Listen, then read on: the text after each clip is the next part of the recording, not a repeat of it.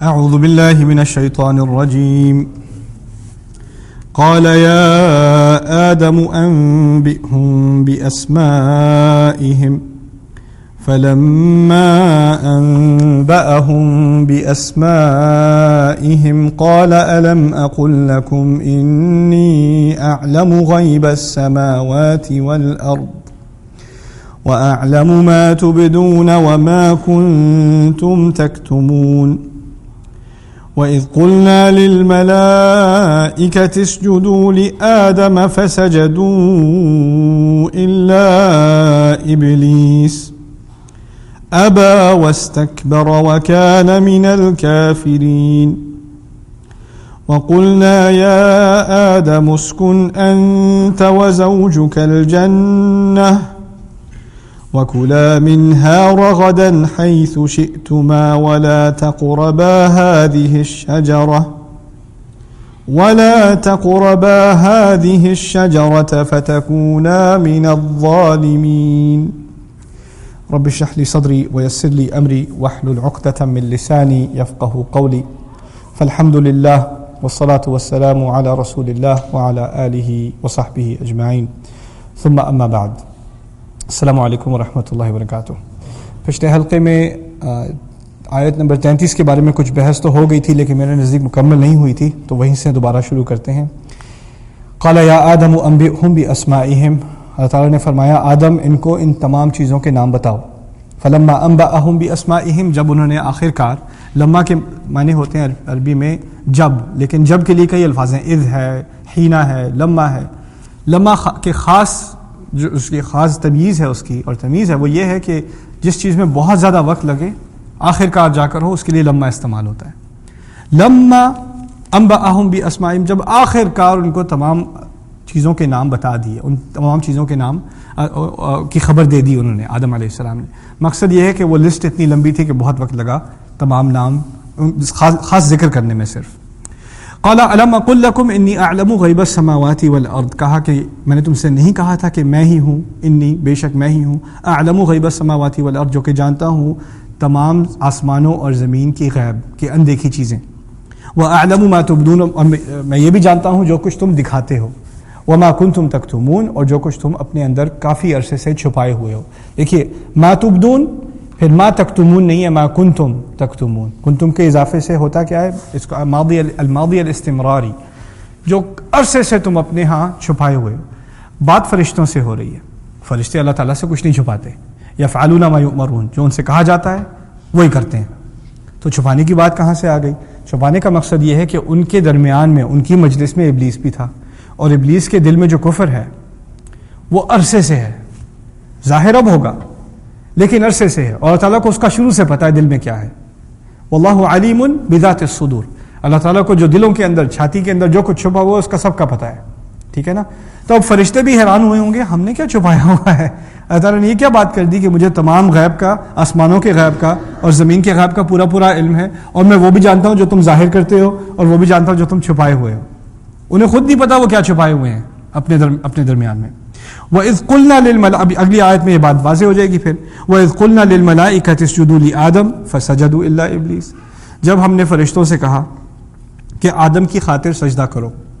اس کے دو مفہوم لیے جاتے ہیں، میرے نزدیک دوسرا مفہوم کم از کم میرے دل میں اس پر زیادہ اطمینان ہے کہ اس کا مقصد کے لیے کا ترجمہ، یعنی آدم کو سجدہ کرو، یہ ترجمہ آپ نے کئی دفعہ پڑھا ہوگا، یہ بہت مشہور ہے ہماری تفاسیر میں بھی، لیکن دوسرا قول بھی موجود ہے، اور دوسرا قول کیا ہے کہ یہ اصل میں لام ہے لام العلہ، اور لام العلہ سے مراد یہ ہے کہ کسی چیز کی خاطر کوئی عمل کرنا۔ سجدہ اصل میں اگر آپ سجدے کا جائزہ لیں قرآن کے اندر تو اس کے بارے میں کچھ باتیں میں آپ کے سامنے رکھ دوں۔ دیکھیے یہ بات اصل میں اگر آپ اس رائے کو مانتے ہیں یا اس رائے کو مانتے ہیں، اس میں زمین آسمان کا فرق نہیں پڑتا، لیکن پھر بھی میرے نزدیک اس کی کچھ اہمیت اتنی ہے کہ میں کم از کم آپ کے سامنے جس رائے کی طرف میں زیادہ قائل ہوں، جو مجھے زیادہ ثابت معلوم ہوتی ہے، اس کی کچھ تشریح آپ کے سامنے رکھ دوں۔ سجدے کی اصل قرآن میں اگر آپ جائزہ لیں تو اس میں آپ کے سامنے کچھ ایک دو باتیں آتی ہیں۔ پہلی بات تو یہ کہ یہ ابراہیم علیہ السلام کی سنتوں میں سے ہے۔ جب ابراہیم علیہ السلام نے اپنے تمام امتحان پاس کر لیے، وَإِذِ ابْتَلَىٰ إِبْرَاهِيمَ رَبُّهُ بِكَلِمَاتٍ فَأَتَمَّهُنَّ، پھر ان کو کعبے کی تعمیر کا حکم دیا گیا، اس کی قواعد، اس کی جو فاؤنڈیشن ہے، اس کی جو بنیاد ہے، اس کو اٹھانے کا حکم دیا گیا۔ جب اس کو اٹھانے کا حکم دیا تو فرمایا ان طہر بیتی للطائفین والعاکفین والرکع السجود، کہ جب اس کعبے کی تعمیر کرو تو کن لوگوں کے لیے کرو؟ طائفین طواف کرنے والوں کے لیے، عاکفین اعتکاف کرنے والوں کے لیے، رکع رکوع کرنے والوں کے لیے، اور السجود سجدہ کرنے والوں کے لیے۔ بات کیا ظاہر ہوئی اس سے؟ کہ ابراہیم علیہ السلام کے دین میں سجدہ تھا، اور اسی کی تعلیم انہوں نے اسماعیل علیہ السلام کو دی۔ یہی آیاتیں بقرہ کی آیات ہیں، بعد میں آگے آ رہی ہیں۔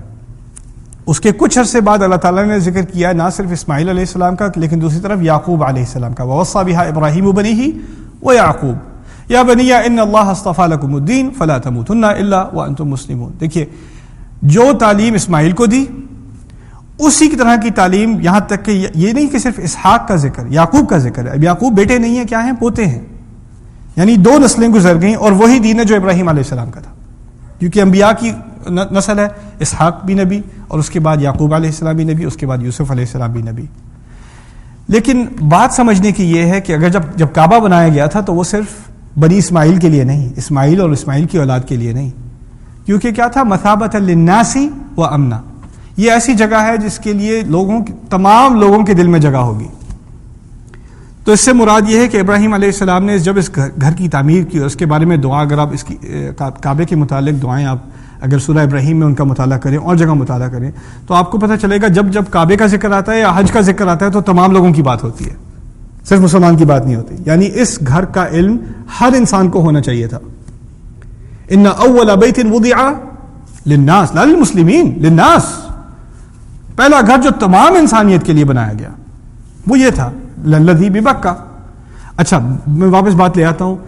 جو عبادت ابراہیم علیہ السلام کو سکھائی تھی جب یہ گھر بنایا گیا تھا، اس میں سجدہ شامل تھا کہ نہیں؟ سجدہ تھا۔ وہی سجدہ میں کہتا ہوں کہ جو انہوں نے اسماعیل علیہ السلام کو سکھایا، وہی انہوں نے اسحاق کو، یعقوب علیہ السلام کو سکھایا۔ اور سجدہ ایک ایسی خاص عبادت ہے ہمارے دین میں، اس کا ایک اتنا بڑا مقام ہے۔ اس کے علاوہ ابراہیم علیہ السلام کے قصے سے علاوہ اس کے باہر اور آپ سجدے کا جائزہ لیں۔ قرآن میں سجدے کا کہاں ذکر ہے؟ قرآن میں سجدے کا ذکر ہوتا ہے جب کوئی ایسا بڑا معجزہ ہو کہ انسان سے کھڑا نہ رہا جائے، وہ اللہ تعالیٰ کی قوت سے اتنا، یعنی اس کے سامنے اتنا عاجز ہو جائے کہ وہ سجدے میں گر پڑے۔ سجدے کا ذکر ہے، کچھ عیسائی ہیں، وہ آتے ہیں، قرآن سنتے ہیں تو ان کی آنکھوں میں سے آنسو نکلنے شروع ہو جاتے ہیں اور وہ سجدے میں گر جاتے ہیں، یخرون للاذقان سجدا، وہ اپنی کیا نام ہے تھوڑی کو زمین پہ گرا کر سجدے میں رونا شروع کر دیتے ہیں۔ اس کا ذکر ہے۔ وہ آیات ہیں، آپ کو پتہ ہے سجدے کی آیات ہیں، ان آیات میں بہت جس میں بڑی بھاری بات کی جاتی ہے، وہ بات ہی اتنی بھاری ہوتی ہے کہ انسان پر لازم ہو جاتا ہے کہ وہ کیا کرے؟ سجدہ کرے۔ قریش کے بارے میں ذکر ہے کہ ایک مرتبہ کچھ صورتوں کی آیات، مکی صورتوں کی قرات کی جا رہی تھی، سجدے کی آیات آئیں تو ان پر بھی ایسا بھاری اثر پڑا کہ پورے کے پورے قریش کا مجمع، کافروں کا مجمع سارا سجدے میں گر گیا قرآن سن کے۔ پھر آپ کو کہانی ملے گی یا قصہ ملے گا، تاریخ ملے گی موسیٰ علیہ السلام کی، جب جادوگروں نے دیکھا کہ ان کی لاٹھی نے کیا کیا ہے تو ان کو تو جادو کی حد پتہ ہے نا، تو وہ باقی تمام لوگوں سے، باقی لوگوں کو تو لگا یہ بھی جادو وہ بھی جادو، انہیں کیا پتا، لیکن جو ماہر ہو اس فیلڈ میں وہ دیکھے گا تو اس کو پتا ہوگا کہ یہ جادو نہیں ہے، اس انڈسٹری کو میں جانتا ہوں، یہ اس سے کہیں آگے کی بات ہے۔ فوراً کیا ہوا؟ خروا سجدا، سجدے میں گر پڑے۔ وہ القی السحرۃ ساجدین، یہاں تک کہ الفاظ اتنے عجیب ہیں، جادوگر سجدے میں گرا دیے گئے، یہ بھی نہیں کہ گر گئے، گرا دیے گئے، جیسے اپنے آپ کی بات ہی نہیں تھی، اپنے آپ میں نہیں رہ سکے، کچھ کھڑے نہیں رہ سکے، لڑکھڑا کے گر گئے اور سجدے میں گر گئے۔ اب اسی طرح قرآن میں ایک اور آیت ہے، للہ یسجد ما فی السماوات و ما فی الارض، تمام زمین میں اور آسمان میں جو کچھ بھی ہے وہ صرف اللہ تعالیٰ کی خاطر سجدہ کرتی ہے، جو چیز ہے، جو کچھ بھی مخلوق ہے وہ صرف اور صرف اللہ تعالیٰ کی خاطر سجدہ کرتی ہے۔ اب اس بات کے خلاف آپ کو 2 مقامات ملیں گے، جہاں تک ابھی میں نے آپ سے بات کی ہے اس کے خلاف آپ کو 2 مثالیں ملیں گی۔ پہلی مثال ہے آدم علیہ السلام کی، کہ فرشتوں نے ان کو سجدہ کیا۔ ابھی بات ہو رہی تھی سجدہ ہوتا ہے کہ کس کے لیے ہوتا ہے؟ صرف اللہ تعالیٰ کے لیے۔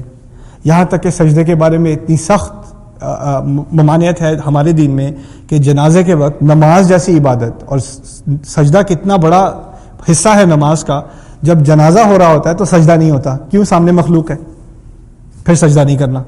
ٹھیک ہے نا.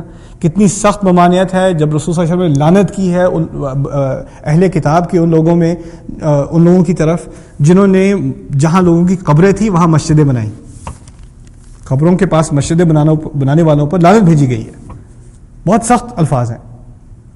لیکن جو استثناء ملتی ہے، جو ایکسیپشن ملتی ہے، وہ کیا ہے؟ آدم علیہ السلام کا قصہ، اور دوسرا قصہ آپ کو علم ہوگا یوسف علیہ السلام کا قصہ. انی رأیت 11 کوكبا والشمس والقمر رأیتهم لی ساجدین. یہ میری خاطر سجدہ کر رہے تھے 11 ستارے، چاند اور سورج. تو اس کے بارے میں 2 اقوال ہیں، اور ایک قول بہت کم کہا گیا، ایک قول بہت مشہور ہے.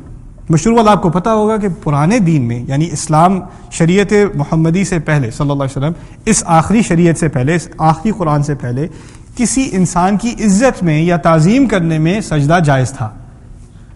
ٹھیک ہے نا. تو یہ جو فرشتوں نے آدم علیہ السلام کو سجدہ کیا، ان کی عزت کی، عبادت نہیں کی، عزت کی. جب یوسف علیہ السلام کے بھائیوں نے ان کی طرف سجدہ کیا تو ان کی عبادت نہیں کی، بلکہ کیا کیا؟ عزت کی. تو یہ سجدۃ التکریم، سجدۃ التعظیم، اس کے لیے کئی الفاظ استعمال ہوئے ہماری تفاسیر میں. یہ عزت کرنے کا سجدہ ہے، یہ کسی کی عزت بیان کرنے کا سجدہ ہے، بڑائی کا سجدہ ہے، لیکن عبادت کا سجدہ نہیں ہے. ٹھیک ہے نا. لیکن اس بات سے اصل میں لغت کے اعتبار سے، زبان کے اعتبار سے اس کا ایک اور احتمال، اس کی ایک اور پاسبلٹی ہے. وہ یہ ہے کہ لام ہے نا، اسجدوا لی آدم. اصل میں اس فعل کے متعلق 2 سوال ہیں. کس کو سجدہ کرو اور کس کے لیے سجدہ کرو. کس کو سجدہ کرو اور کس کے لیے سجدہ کرو. اگر میں کہوں سجدت للہ، سجدت للہ، اس کے معنی 2 معنی نکل سکتے ہیں. ایک معنی ہوگا میں نے اللہ تعالیٰ کو سجدہ کیا، دوسرا معنی نکلے گا میں نے اللہ تعالیٰ کی خاطر سجدہ کیا. ایک ہے مفعول بھی، دوسرا ہے مفعول لہو. میرے نزدیک ان 2 مقامات پر، ایک مقام ہے یوسف علیہ السلام اور دوسرا مقام ہے آدم علیہ السلام، ان مقامات میں آدم کو سجدہ نہیں بلکہ آدم کی خاطر سجدہ. کیا مقصد ہوا؟ جب اللہ تعالیٰ بہت عظیم، اللہ تعالیٰ کی کوئی عظیم الشان مخلوق سامنے آتی ہے، یا اللہ تعالیٰ کی طرف سے کوئی معجزہ ہوتا ہے، تو اس وقت انسان اپنے آپے میں نہیں رہ سکتا اور اللہ تعالیٰ کی خاطر سجدے میں گر جاتا ہے. جب موسیٰ علیہ السلام کے موقع پر فرشتے سجدے میں گرے تھے تو وہ موسیٰ علیہ السلام کو سجدہ نہیں کر رہے تھے، لیکن موسیٰ علیہ السلام کی وجہ سے سجدہ کر رہے تھے. لاٹھی کی وجہ سے سجدہ کیا ہے، لیکن سجدہ پھر بھی ہے اللہ تعالیٰ کو. سمجھ رہے نا بات؟ تو یہاں پر لام سے میرے نزدیک اللہ تعالیٰ عالم، میرے نزدیک مراد یہاں یہ ہے کہ اللہ تعالیٰ کی اس عظیم مخلوق جس میں روح پھونکی گئی، اس کی وجہ سے فرشتوں کو سجدے کا حکم دیا گیا کہ اس عظیم مخلوق کو لقد خلقنا الانسان فی احسن تقویم، اس کی خاطر مجھے ہی سجدہ کرو. کیونکہ سجدے کا تعلق اتنی جگہ قرآن میں توحید سے ہے، اور پھر جب وہ ایک یونیورسل سی آیت ہے، قاعدہ کلیہ والی آیت ہے، للہ یسجد ما فی السماوات وما فی الارض، تمام زمینوں اور آسمانوں میں جو کچھ بھی ہے وہ صرف اور صرف اللہ تعالیٰ ہی کے لیے سجدہ کرتا ہے، ہی کو سجدہ کرتا ہے. تو پھر بات کچھ اور نکالنا میرے لیے مشکل ہے، یعنی اس کی اور تفسیر سمجھنا میرے لیے مشکل ہے.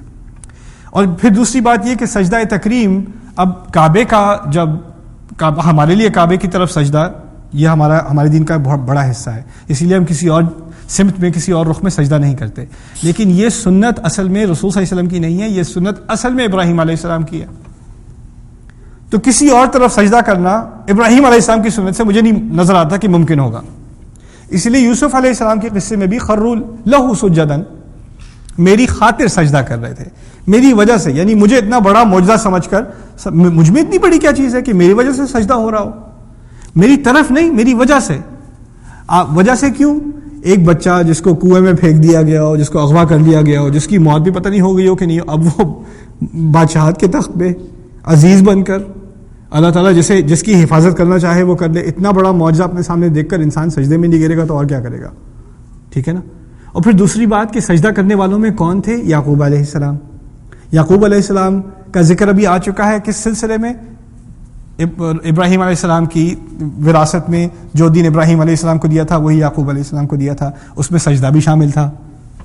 اس لیے ان تمام نقطوں کو اگر آپ ملائیں تو میرے نزدیک بات زیادہ قوی یہی بنتی ہے کہ فرشتوں نے آدم علیہ السلام کو سجدہ نہیں کیا، لیکن ان کی خاطر، ان کی وجہ سے، یعنی اتنی بڑی عظیم مخلوق کو دیکھ کر اللہ تعالیٰ کی عظمت مان کر سجدہ کیا گیا.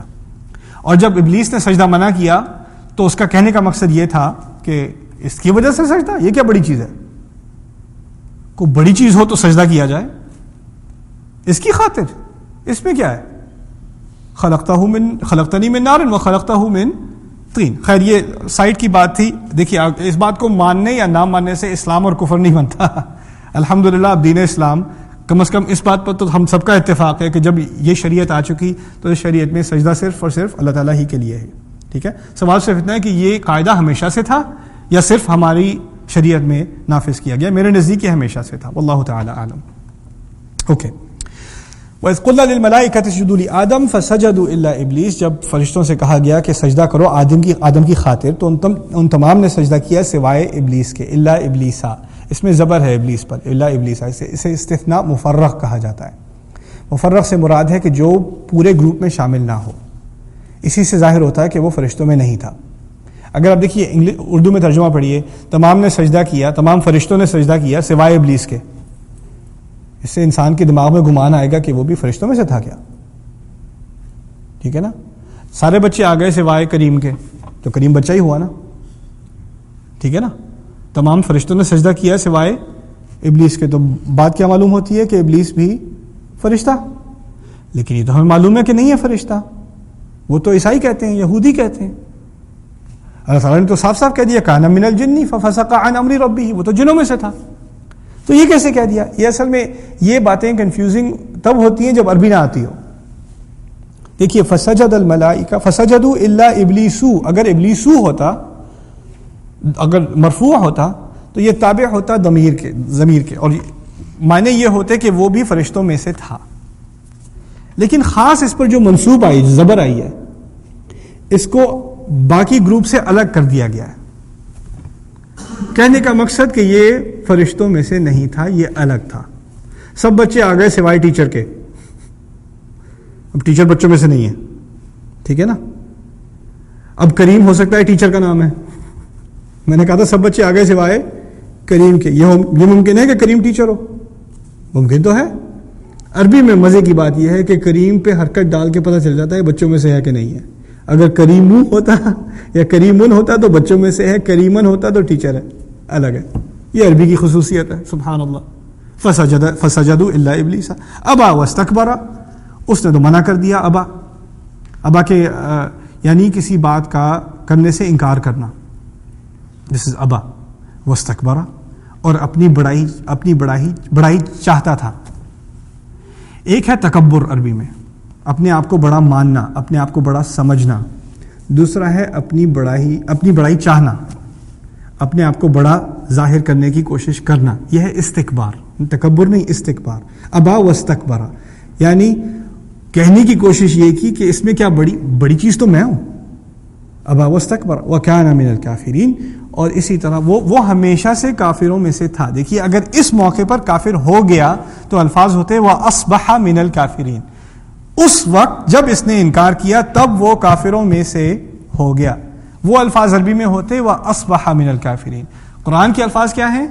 کان من الکافرین، وہ ہمیشہ سے عرصے سے کافروں میں سے ہی تھا. کیا مقصد؟ کہ فرشتوں کے مجلس میں ایک مخلوق ایسی جس کو اتنی بڑی پروموشن دی گئی، لیکن وہ اپنے دل میں کچھ نہ کچھ چھپائے ہوئے تھا، عرصے سے چھپائے ہوئے تھا. دس از کان من الکافرین. وقلنا یا آدم، اور ہم نے کہا آدم، اسکن انت وزوجک الجنہ، ٹھہر جاؤ. اسکن عربی میں کہتے ہیں رہنے کے لیے، لیکن رہنے کے لیے عاش یعیشو، سکن یسکنو، تبوأ یتبوأ، کتنے الفاظ ہیں رہنے کے لیے. اسکن سے مراد ہے کہیں عارضی طور پہ رہنا. ہمیشہ کے لیے رہنے کو خلود کہا جاتا ہے. جسے جنت میں جب بات کی جاتی ہے تو کیا کہا جاتا ہے؟ خالدین فیہا. ساکنین فیہا نہیں کہتے، خالدین فیہا کہتے ہیں. اگر یہاں ہمیشہ رہنے کی بات ہوتی تو کیا بات ہوتی؟ اخلد انت وزوجک الجنہ، ہمیشہ کے لیے جنت میں رہو. الفاظ کیا کیے ہیں؟ اسکن کہتے ہیں جب کوئی چل رہا ہو اور پھر رک جائے، اور پھر توقع کیا ہے؟ رکنے کے بعد کیا ہوگا؟ اور چلے گا. یہ الفاظ کی قوت ہے قرآن کی. یہیں سے پتہ چل رہا ہے کہ ہمیشہ نہیں ٹھہرنا یہاں پہ.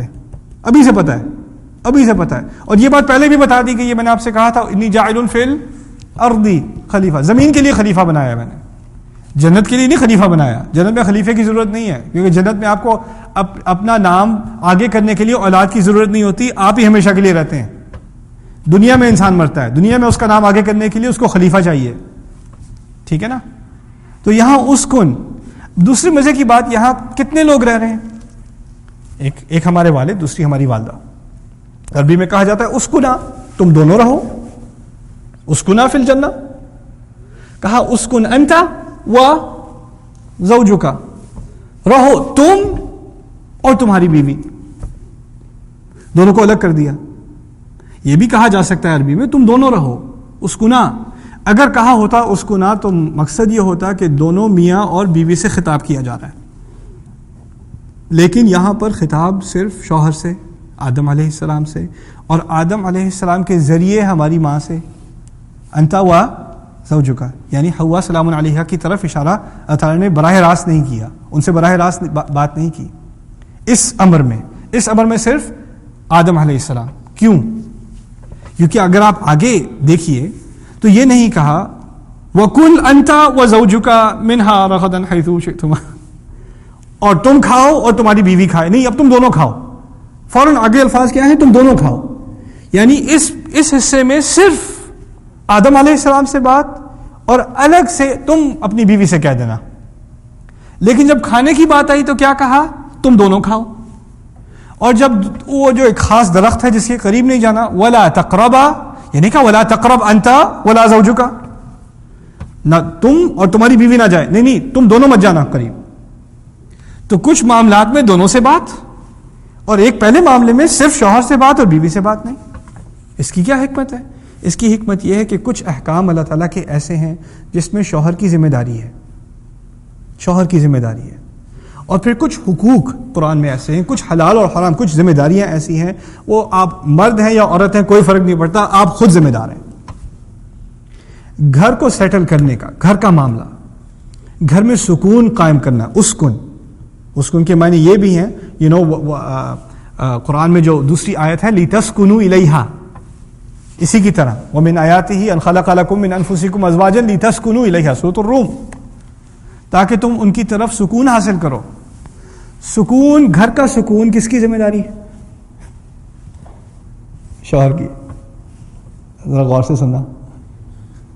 اسکن انت وزوجک، ایک طرح سے سمجھ لیجئے سکون سے رہو تم، اور تمہارے ذریعے کون؟ تمہاری بیوی. ہم کہتے ہیں گھر میں سارا فساد پھیلتا ہے بیگم کی وجہ سے. اللہ تعالیٰ کہنے ہیں ذمہ داری فساد ختم کرنے کی کس کی ہے؟ سکون کی ذمہ داری کس کی ہے؟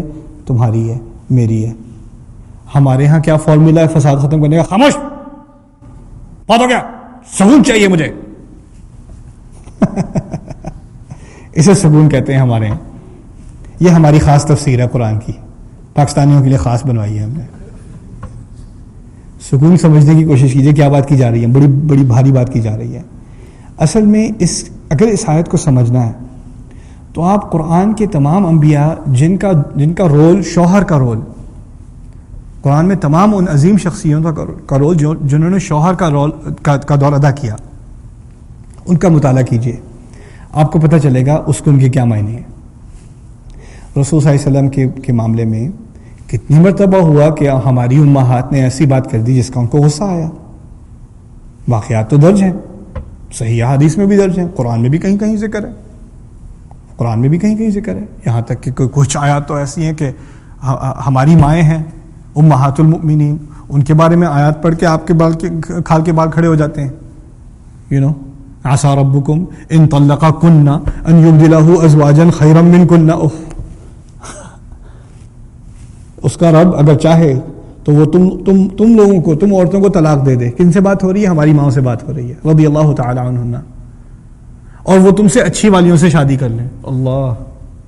اللہ کسی اولاد کو اپنی ماں کے بارے میں یہ بات سننا آسان ہے؟ ہماری ماؤں سے کہیں زیادہ قیمتی امہات المؤمنین ہمارے لیے، ان کے بارے میں یہ بات بھی کر دی. کبھی کبھار ایسی بات ہوتی تھی جس سے رسول صلی اللہ علیہ وسلم خوش نہیں تھے، جس سے کبھی کبھار اللہ تعالیٰ خود خوش نہیں تھے، ایسی بات بھی ہوئی ہے. لیکن پھر بھی رسول صلی اللہ علیہ وسلم کا اپنا کیا طرز عمل تھا؟ انہوں نے خود کبھی اپنی آواز اونچی کی؟ کہاں ملتا ہے آپ کو ہاتھ اٹھایا؟ کہاں ملتا ہے؟ لوگ کوٹ کرتے ہیں قرآن کی آیت وَضْرِبُوهُنَّ، پتہ ہے نہیں کہاں کی، اب کہاں کی بات کر رہے ہو؟ کوئی شرم کر لو، قرآن تھوڑا پڑھ لو کوٹ کرنے سے پہلے. جہاں اپنے غرض کی بات کرنی ہوتی ہے وہاں کوٹ کرنے کو پہنچ جاتے ہو. والدین کو کچھ قرآن نہیں پتا سوائے وَبِالْوَالِدَيْنِ إِحْسَانًا، اور کچھ نہیں پتا. ٹھیک ہے نا؟ جو اپنے مطلب کی بات ہے وہ پتا ہے، باقی دین کا کوئی لینا دینا کچھ نہیں. دیکھیے اسکون کے معنی یہاں یہ ہیں کہ مرد صبر کا مظاہرہ کرے، دین سکھائے. جب گھر میں جھگڑا ہو رہا ہو تو یہ نہ کہ مجھے تنگ مت کرو، خود ہی سمجھو. وہ خود درمیان میں جا کر صلح کرے، سب کو تسلی دے. یعنی سب سے زیادہ غصہ سب کریں گے، بچے رونا دھونا کریں گے، بیوی آپ کی طرف پلیٹیں پھینک رہی ہے. صبر جو کرے گا وہ آپ کریں گے، صبر جو کرنا ہے وہ آپ نے کرنا ہے. آپ نے سکون ڈالنا ہے گھر میں. آج کل کیا ہوتا ہے، باقی سب صبر کر رہے ہیں، ایک جو دھماکہ گھر میں ہے وہ آپ ہیں. ٹھیک ہے نا؟ یہ اس سے بالکل الٹی بات ہو رہی ہے. قرآن کی روح سے ہم بات کرتے ہیں دینی حکومتیں قائم کرنے کی. یار دینی گھر تو قائم کر لو، گھر کی حکومت تو دین والی ہو جائے. ہم باتیں کرتے ہیں بڑی بڑی علمی باتیں، سپریم کورٹ کی باتیں اور ادھر کی. یار تم گھر کے کورٹ کو تو ٹھیک کر لو یار، تھوڑا سا گھر میں تو سکون ہو جائے. ثم لتسألن یومئذ عن النعیم، تمہیں اس دن تمام نعمتوں کے بارے میں پوری تفصیل سے پوچھا جائے گا، قسم سے پوچھا جائے گا تم سے. بیوی کے بارے میں خاص میں آپ سے ایک بات کر دوں، ابھی میرے ذہن میں فریش بات ہے کیونکہ ابھی میں مطالعہ کر رہا تھا سورہ مجادلہ کا، تو اسی مسئلے پہ آج اکتفا کرتے ہیں، بعد میں جا کے آیت ختم کریں گے انشاءاللہ.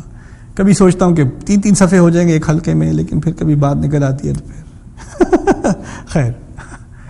دیکھیے قرآن میں ایک واقعہ میں آپ کو سنا دوں، میرے دماغ میں بھی بیٹھا ہوا ہے تو میں کہوں اپنے دل سے اتار ہی دوں آپ کے سامنے واقعہ.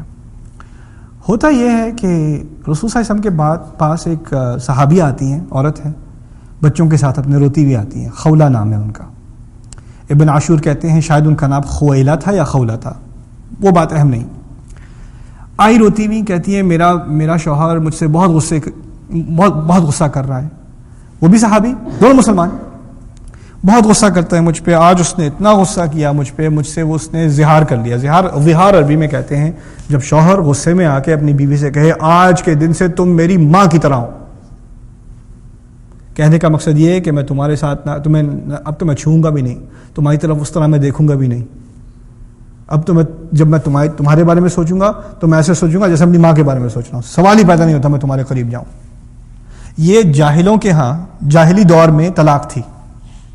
جہالت کی طلاق کیا تھی؟ آج کے دن سے تم میری ماں کی طرح ہو. اسے کہتے ہیں وہار. اب یہ صحابہ جو ہیں جو مسلمان ہوئے ہیں، صدیوں سے ان کا ایک اور کلچر چلا آ رہا ہے، وہ ایک دم سے تھوڑی غائب ہو جائے گا.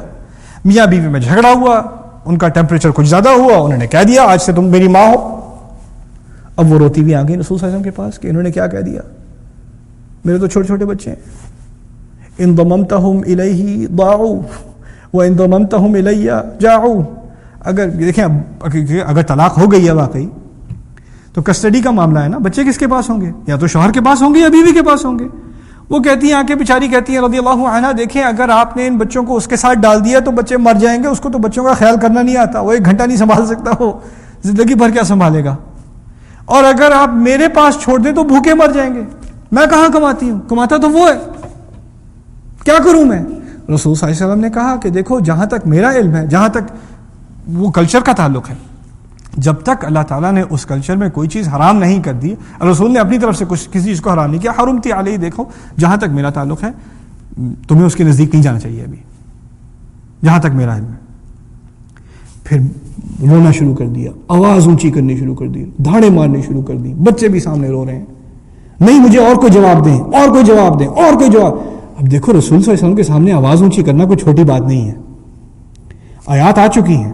وہ دوسری آیات کیا ہیں کہ وَلَا تَجْهَرُوا لَهُ بِالْقَوْلِ، اپنی آواز کو رسول صلی اللہ علیہ وسلم کے سامنے ان کو پکارتے ہوئے اپنی آواز اونچی مت کرنا، یہاں تک کہ ان کا مبارک نام لیتے ہوئے بھی اپنی آواز اونچی مت کرنا. أَن تَحْبَطَ أَعْمَالُكُمْ وَأَنْتُمْ لَا تَشْعُرُونَ. اگر تم نے اپنی آواز اونچی کی، کیونکہ وہ کچھ اس وقت کے پینڈو جسے عربی کہتے ہیں، اس وقت کے پنڈ کے لوگ جب آئے تھے رسول صلی اللہ علیہ وسلم کے پاس، ان کو زیادہ شہری تمیز نہیں تھی، باہر کھڑے ہوئے رسول صلی اللہ علیہ وسلم کے اپارٹمنٹ میں، کھڑے ہو کے کہتے ہیں یا محمد اخرج علینا، محمد ذرا باہر آنا، کچھ سوال تھے آپ کے لیے. رسول اللہ نہیں کہا، محمد کہا. ان کی اپنی بیوی ان کو رسول اللہ کہتی ہے، ان کا سب سے قریبی دوست ان کو دوست نہیں کہتا، رسول اللہ کہتا ہے صلی اللہ علیہ وسلم. ان کے چچا ان کو بھتیجا نہیں کہتے، رسول اللہ کہتے ہیں. اور یہ باہر سے آئے ہیں، جناب کہہ رہے ہیں محمد ذرا باہر آنا، بات کرنی ہے صلی اللہ علیہ وسلم. اللہ تعالیٰ کی طرف سے آیات آ گئی، ایسے اگر آواز دی تو تمہارے سارے کام، سارے اچھے اعمال سب ضائع کر دیے جائیں گے، تمہیں پتہ بھی نہیں چلے گا. اس نے کوئی گالی تو نہیں دی، اس نے کوئی بدتمیز بات تو نہیں کہی، اس نے تو اتنا خوبصورت نام استعمال کیا ہے. کیا نام ہے؟ محمد. ہم تو بڑے بڑے پوسٹر بناتے ہیں یا محمد، اور اس روایت میں ہے یا محمد اخرج علینا. آیات آگے کہ دیکھو تم رسول سے اس طرح بات نہیں کر سکتے. وَاعْلَمُوا أَنَّ فِيكُمْ رَسُولَ اللَّهِ، یہ اچھی طرح جان لو تمہارے درمیان اللہ کے رسول ہیں، کوئی ایسی میسی شخصیت نہیں ہے. تو اب یہ بات سمجھنے کے بعد اب اس خولہ کے قصے میں واپس آئیے. یہ عورت اب اونچی آواز کر کے رسول صلی اللہ علیہ وسلم سے جھگڑے پہ اتر آئی ہے. نہیں مجھے بتائیں، آپ چھوڑ نہیں رہی پیچھا. رسول صلی اللہ علیہ وسلم کہتے ہیں ما عندی لکی شیء، میرے پاس تمہارے لیے کچھ بھی نہیں ہے. اب سمجھنے کی کوشش کیجئے کیوں کچھ نہیں ہے. اگر چاہتے تو کہہ سکتے تھے کچھ، کیوں کچھ نہیں ہے؟ کیونکہ وہ قاضی ہیں، جج ہیں. جج کے لیے ایک طرف کا کیس سن کر ججمنٹ دے دینا غلط ہے. اگر آپ نے ججمنٹ دینی ہے، کوئی رود ہو بھی رہا ہو، لیکن آپ کو دونوں طرف کی بات سننے سے پہلے کیس کی ججمنٹ نہیں دینی. انہوں نے کتنی طرف کی بات سنی تھی؟ ایک طرف. بیوی کی بات سن دی، شوہر نہیں آیا. جب تک شوہر کی بات نہ سنی کیسے کہہ سکتے ہیں کچھ؟ وہ خاموش رہے، کچھ نہیں کہا. اب وہ رو رہی ہے اور وہ اونچی آواز کر رہی ہے. اب میرے نزدیک آیات آنی چاہیے جو اس عورت کو کچھ تمیز سکھائیں، پتہ چلے اسے کس سے بات ہو رہی ہے. اب دیکھیے، میں آگے بات کرنے سے پہلے آپ کو سمجھا دوں. کبھی کبھار گھر میں بیوی غصے میں آ کے اونچی آواز میں بات کرتی ہے اور پھر آپ کو فوراً اپنی انا آتی ہے، تم ہو رہی ہو مجھول، کیا سمجھا ہوا تم نے، اوقات سمجھو اپنی. یہ عورت کسی بھی مرد سے بات نہیں کر رہی ہے، رسول اللہ سے بات کر رہی ہے صلی اللہ علیہ وسلم. اور اس انداز میں جسے عربی میں کہا جاتا ہے مجادلہ، جدال، جھگڑ کر بات کرنا، جھگڑا کرنا. قد سمع الله قول التي تجادلك في زوجها وتشتكي إلى الله والله يسمع تحاوركما إن الله سميع بصير. اللہ تعالیٰ نے اس عورت کی آواز جو آپ کی طرف آ کر آپ سے جھگڑا کر رہی ہے اس کی آواز سن لی، اور اللہ آپ دونوں کا مکالمہ جو ہو رہا ہے، محاورہ مکالمہ جو ہو رہا ہے اس کو غور سے سن رہا ہے. اللہ تعالیٰ نے جان بوجھ کر آیات نازل نہیں کی. اللہ تعالیٰ چاہتے تو اس عورت کے آنے سے پہلے ہی آیات نازل ہو جاتی کہ کیا کرنا چاہیے. یہ سارا جھگڑا ہونا تھا، یہ دنیا کو دکھانا تھا، یہ ہر مسلمان کو دکھانا تھا کہ اگر عورت کے ساتھ گھر میں مارا بھی نہیں، الفاظ کی زیادتی ہے نا، ہاتھ کی زیادتی نہیں ہے، پٹائی کی زیادتی نہیں، یہ تو صرف الفاظ کی زیادتی ہے. اس کے بارے میں بھی اگر عورت آ کر رسول کے سامنے آواز اونچی کرے تو اللہ تعالیٰ اس عورت کی سائڈ لے گا. یہ دیکھیے، آپ سمجھنے کی کوشش کیجیے. اب یہ کون سا دین ہے اور ہمارے گھروں میں کون سا دین ہے؟ کون سا اسلام ہے یار؟ یہ قرآن والا اسلام تو نہیں ہے. آپ کا کہیں اور سے آپ اسلام لے کر آئے ہیں جس میں آپ کے دماغ میں جو بات سیٹل ہوئی ہے کہ دیکھو مرد کا یہ مقام ہے اور اس کی یہ عزت ہونی چاہیے اور وہ یہ کر سکتا ہے، یہ کر سکتا ہے، یہ کر سکتا ہے. ٹھیک ہے، جب آیات اللہ تعالیٰ کی آ گئیں تو اس سے اونچی کیا بات ہوگی؟ وَكَلِمَةُ اللَّهِ هِيَ الْعُلْيَا. کہتے کیوں ہو کہ اللہ تعالیٰ کا کلام سب سے اونچا ہے؟ یہ کہتے کیوں؟ اس کا اگر تمہارے گھر میں کوئی اثر نہیں ہے تو چھوڑو بات. پھر اپنے گھر کی خیرکم لأہلی، تم سے بہترین وہ لوگ ہیں جو اپنے گھر میں سب سے بہترین. اور دیکھیے، آپ اندازہ کیجئے، یہ چھوٹی سی بات کسی نے بدتمیزی میں غصے میں آ کے الٹی سیدھی بات کر دی اپنی بیوی سے. چلو اللہ تعالیٰ نے اچھا اس کو نہیں کہنا چاہیے تھا، ہو سکتا آیا تھا اس نے غلط کہا، اس کو استغفار کرنی چاہیے. الذين يظاهرون من نسائهم ما هن امهاتهم ان امهاتهم الا اللائي ولدناهم وانهم ليقولون منكرا من القول وزورا وان الله لعفو غفور. دیکھو، جن لوگوں نے اپنی عورتوں کے ساتھ زہار کیا ہے، یہ ان کی مائیں نہیں بن گئیں، یہ مائیں نہیں بن گئی ان کی بکواس کی وجہ سے. ان کی مائیں صرف وہ ہیں جنہوں نے ان کو پیدائش دی ہے. اور یہ اپنے منہ سے منکرم من القول، ان سنی بات، غلط گھٹیا بات کر رہے ہیں، وہ زورا اور بہت گھٹیا قسم کا جھوٹ بول رہے ہیں. وَإِنَّ اللَّهَ لَعَفُوٌّ غَفُورٌ. اب انسان ڈر جائے، وہ بھی مسلمان ہے. یہ کیا بات، اللہ تعالیٰ نے کتنی بھاری آیات میری وجہ سے نازل کر دی. پھر اللہ تعالیٰ نے آخر میں اس کو کچھ امید بھی دے دی، کہہ دیا ان اللہ لعفو غفور. نہیں، واقعی اللہ تعالیٰ بہت زیادہ معاف کرنے والا، محبت سے معاف کرنے والا بھی ہے. تو مر جو ہے چلو تھوڑی تسلی ہو گئی، اچھا اتنا برا مسئلہ نہیں ہے، اللہ تعالیٰ معاف کرنے والا ہے. اچھا ابھی بتاتے ہیں کیسے معاف کرنے والا ہے. والذین یظاہرون من نسائہم ثم یعودون لما قالوا. پھر جنہوں نے اس قسم کی بات اپنی بیوی سے کی ہے، الٹی سیدھی بات اس طرح کی، تو میری ماں کی طرح ہوں، ایسی بات اپنی بیوی سے کی ہے، اور پھر وہ واپس لیتے ہیں، نہیں سوری میں نے ایسی بات کر دی تھی، میں ایسی بس جذبات میں آ گیا تھا، تمہیں تو پتہ ہے مجھے غصہ ہوتا ہے تو مجھے پتہ نہیں چلتا میں کیا کہہ رہا ہوں، میں نے واقعی یہ کہا تھا، میں نے نہیں کہا ہوگا، واقعی نہیں میں ایسا واقعی، اچھا نہیں پھر تو بس دیکھو ہوتا ہے کبھی کبھی نا، تمہیں تو پتہ ہے اللہ تعالیٰ معاف کر رہے ہیں تو تم بھی معاف کر دو. دیکھو اللہ تعالیٰ کیسے معاف کرتے ہیں. اب جا کے تم کسی غلام کو فری کرو، آزادی دو غلام کو، فتحریر رقبۃ، جا کے غلام ڈھونڈو اور اس کی گردن چھڑواؤ. اسے کہتے ہیں کفارہ. اور کسی غلام کی گردن چھڑوانا چھوٹا کفارہ نہیں ہے، بہت بڑا کفارہ ہے. جب دین میں کوئی بہت بڑا گناہ ہو جائے نا، اس کا کفارہ ہوتا ہے کیا؟ غلام کی گردن چھڑوانا، غلام کو آزاد کرنا، اس سے پہلے کہ وہ ایک دوسرے کو چھو سکیں. وَذَلِكُمْ تُوعَظُونَ بِهِ، یہ تمہیں نصیحت کی جا رہی ہے. اچھا نہیں کر سکتے ہو، غلام نہیں مل رہا تمہیں، پھر ایسا کرو فَمَن لَّمْ يَجِدْ فَصِيَامُ شَهْرَيْنِ مُتَتَابِعَيْنِ مِن قَبْلِ أَن يَتَمَاسَّا. پھر ایسا کرو کہ 2 مہینے لگاتار بغیر کسی بریک کے درمیان میں روزے رکھو، 60 دن روزے رکھو. اب مجھے یہ سمجھ نہیں آتی کہ قرآن میں اگر آپ نے کوئی قسم کھائی ہے، کوئی غلط بات کی ہے اور آپ نے قسم توڑنی ہے، قسم توڑنے کا کفارہ پتہ ہے آپ کو کیا ہے؟ 10 لوگوں کو کھانا کھلانا. کفارتہ اطعام 10 مساکین، 10 لوگوں کو کھانا کھلانا. یہاں کہاں کتنے روزے رکھو؟ 60 روزے رکھو. اگر اچھا نہیں رکھ سکتے تو پھر ایسا کرو 60 مسکینوں کو کھانا کھلاؤ، 10 کو نہیں 60 کو.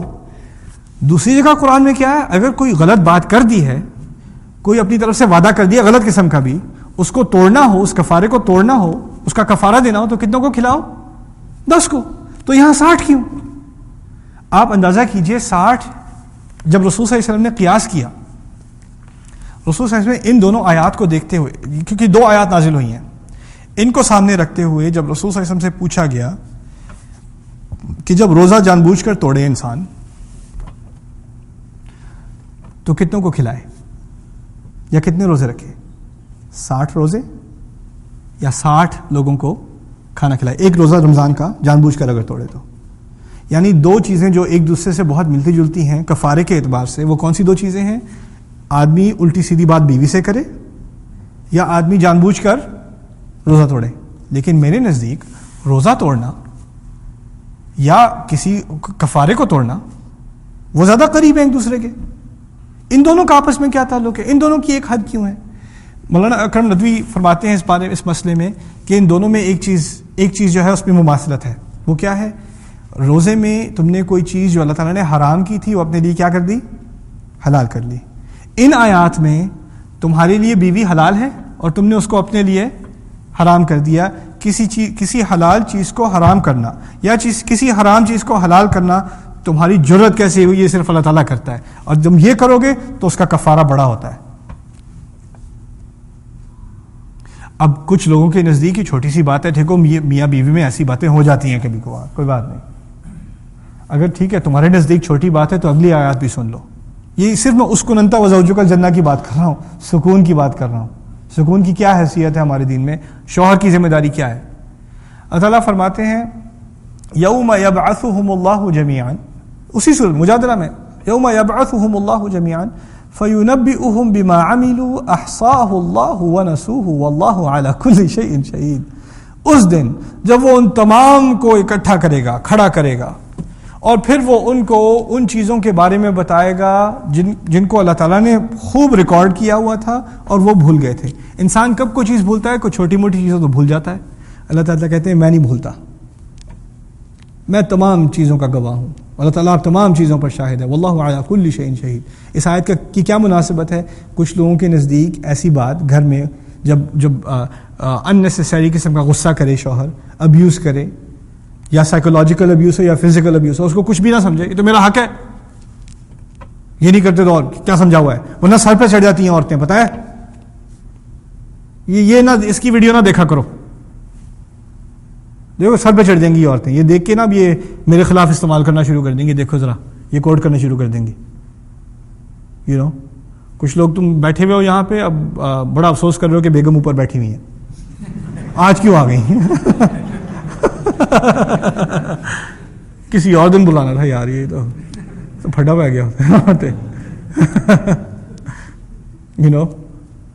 دیکھیے اس میں میں یہ نہیں چاہتا کہ آپ کی بیوی آپ سے میچ جیتے یا آپ اپنی بیوی سے میچ جیتے، مسئلہ یہ ہے کہ ایک دن آنا ہے، میں نے اور میری بیوی نے، آپ نے اور آپ کی بیوی نے اللہ تعالیٰ کے سامنے کھڑا ہونا ہے، اور ہم نے یہ نہیں، اس دن جیت اور ہار جو ہماری آپس کے جھگڑوں میں جیت اور ہار ہوتی ہے نا، اس کی کوئی قیمت نہیں ہے۔ اصل جیت اور ہار کیا ہے کہ اللہ تعالیٰ کے نزدیک، اللہ تعالیٰ کے سامنے کھڑے ہو کر کہ اللہ تعالیٰ آپ کی آیات کا ہم نے پورا اس کو پوری طرح اپنی زندگی میں ہم آپ کی آیت کو لے کر آئے تھے، اپنے گھر کے اندر جہاں کوئی بھی آ کے ہماری تنقید نہیں کرتا، کوئی نہیں آ کے پوچھتا، جہاں میری پوری کھلی اتھارٹی ہے، یہ دین ہے ہمارا، اس پہ بات کہاں ہوتی ہے؟ مجھے دیکھیے، میں قرآن کا طالب علم ہوں، میں 15 سال سے قرآن سمجھنے کی کوشش کر رہا ہوں، اور جس بات کا مجھے جو شوق ہوتا ہے نا کبھی کبھار، یہی قرآن ہے۔ میں پیدائشی مسلمان ہوں، میں کوئی ابھی تو مسلمان نہیں ہوا، یہ باتیں مجھے اب کیوں سیکھنے کو مل رہی ہیں؟ یہ پہلے سے کیوں نہیں بتائی کسی نے مجھے؟ واللہ میں آپ کو کھلی بات بتا دوں، آج جس دین کو میں نے سیکھا ہے بچپن سے لے کے اب تک، خطبوں میں، تقریروں میں، کتابوں میں، جو بات سننے کو ملی ہے، سنی سنائی بات جو ملی ہے دین کے بارے میں ہمارے کلچر میں، خاص کر دیسی کلچر میں، اس سے نتیجہ یہ نکلتا ہے عورت تو کوئی چیز ہی نہیں ہے، عورت تو کچھ ہے ہی نہیں، اس کی کیا کہہ وہ تو جہنم کے لیے بنائی گئی ہے۔ اس کی زبان دیکھو، اس کو ذرا دبا کے رکھنا چاہیے ورنہ بہت پھیل جاتی ہے، فتنہ ہے عورت، یہ کہا جاتا ہے نا۔ اور پھر حوالہ دیتے ہیں، بڑی جینیس حوالہ دیتے ہیں، دیکھو قرآن میں بھی ہے گواہی دو، تو ایک مرد کی گواہی اور کتنی عورتوں کی گواہی؟ 2 عورتوں کی۔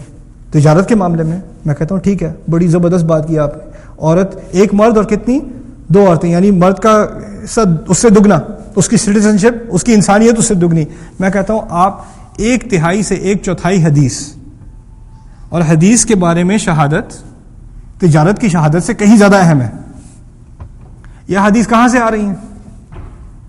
ام المؤمنین عائشہ رضی اللہ تعالی عنہ۔ ہمارے دین کا اتنا بڑا حصہ ایک عورت کی گواہی سے آ رہا ہے کہ نہیں آ رہا؟ کہاں کی بات کر رہے ہو؟ کہاں سے باتیں لے کے آتے ہو؟ سنی سنائی بات ادھر سے، اور ہم نے اپنی دین کی ایک تصویر اتنی بدصورت تصویر کھینچی ہے جو قرآن کی تصویر سے اتنی دور، ہمارے نبی کی سنت کی تصویر سے اتنی دور صلی اللہ علیہ وسلم، کہ میں جتنا مطالعہ کرتا ہوں چیزوں کو اور جتنا علماء کے ساتھ بیٹھ کے میں بحث کرتا ہوں، میں حیران رہ جاتا ہوں کہ یار یہ تو میں تو سمجھتا تھا کہ غیر مسلمانوں کے ہاں بڑا غلط امیج ہے اسلام کا، اور غیر مسلم کو چھوڑو، اسلام مسلمان کے دماغ میں جو امیج ہے اسلام کا وہ اتنا الٹا ہو چکا ہے، کہیں دور سے اسلام نہیں نظر آتا، اور اس کے دماغ میں ہے کہ یہی اسلام ہے۔ سبحان اللہ، سبحان اللہ، کہاں تک ہم کتنی دور ہم پہنچ چکے ہیں۔ اسی قرآن کا حفظ ہو رہا ہے، اسی قرآن کی تلاوت ہو رہی ہے، اسی قرآن کی کمپٹیشن ہو رہے ہیں، اور اسی قرآن کی آیات کی کوئی قدر ہی نہیں سوائے تلاوت کے۔ وہی انسان جو یعنی یہ سورت یاد کر لے گا، مجادلہ یاد کر لے گا، حفظ کر لے گا سورت کا، بڑی زبردست سنائے گا، تراویح میں ایک غلطی نہیں ہوگی، گھر جا کے بیوی کو تھپڑ مارے گا یہی آیات پڑھ کے، سبحان اللہ، اسکن انت وزوجک الجنہ۔ اور یہ اس دنیا میں شوہر اور بیوی کے درمیان سکون جنت کی علامات میں سے ہے۔ جنت میں سکون تھا شوہر اور بیوی کے درمیان، یہ جنت کی بات ہو رہی ہے نا، اور یہی ایک نعمت اللہ تعالیٰ نے جب میاں اور بیوی کے تعلق کے بارے میں بات کی سورہ روم میں، اور کیا کہا؟ وَمِنْ آيَاتِهِ أَنْ خَلَقَ لَكُمْ مِنْ أَنفُسِكُمْ أَزْوَاجًا لِتَسْكُنُوا إِلَيْهَا كَمَا كَانَ فِي الْجَنَّةِ۔ تاکہ تم ان کی طرف سکون پاؤ اور ان کی طرف جا کر سکون قائم کرو. اور میں آگے اضافہ کرتا ہوں جیسے کہ جنت میں تھا، جیسے کہ جنت میں تھا. پہلی شادی میں جو سکون تھا وہی اب بھی ہونا ہے. اور دیکھو سکون کا مطلب یہ نہیں ہے کہ تم کبھی کوئی غلطی نہیں کرو گے. اس جنت کے اندر بھی غلطی ہوئی ہے کہ نہیں ہوئی ہے؟ ہوئی ہے نا. تو انسان فرشتہ نہیں بن جاتا. غلطیاں ہوتی ہیں، دونوں طرف ہوتی ہیں، بیوی سے بھی ہوتی ہیں اور شوہر سے بھی ہوتی ہیں. انسان ہے. اور آپ کو اپنی بیوی کی غلطیوں کا کسی کو اور اتنا علم نہیں جتنا آپ کو ہے، اور آپ کی غلطیوں کا کسی اور کو اتنا علم نہیں جتنا آپ کی بیوی کو ہے. وہ تو کتاب لکھ دے اس پہ، ٹھیک ہے نا. لیکن یہی ازدواج ہے، یہی زواج ہے کہ انسان دوسرے کی غلطی کو ڈھکے. اسی لیے ہمیں ایک دوسرے کے لیے لباس کہا گیا ہے. ہن لباس لکم وانتم لباس لہن. تمہاری کچھ ایسی چیزیں ہیں جسے کوئی تم شرمندہ ہو ان چیزوں پہ، وہ اس کو ڈھکے گی کیونکہ اس کو پتا ہے تمہارے کون کون سے عیب ہیں اور تم اس کے عیب کو ڈھکو گے. اسی کو شادی کہا جاتا ہے. اسی کو شادی کہا جاتا ہے. اللہ تعالیٰ ہماری شادیوں میں سکون ڈالے. اللہ تعالیٰ ہمیں اس قرآن کی روح سے اپنے گھروں میں ان آیات کے نور سے ہمارے گھروں کو منور کرے. اللہ تعالیٰ ہماری شادیوں کو پرامن بنائے اور ہماری شادیوں کے ذریعے ہماری اولاد کو اس دین کی تربیت پر، اس ملت ابراہیم پر قائم ہونے کی توفیق دے. بارک اللہ لی ولکم فی القرآن الحکیم ونفعنی وإیاکم بالآیات والذکر الحکیم. والسلام علیکم ورحمۃ اللہ وبرکاتہ.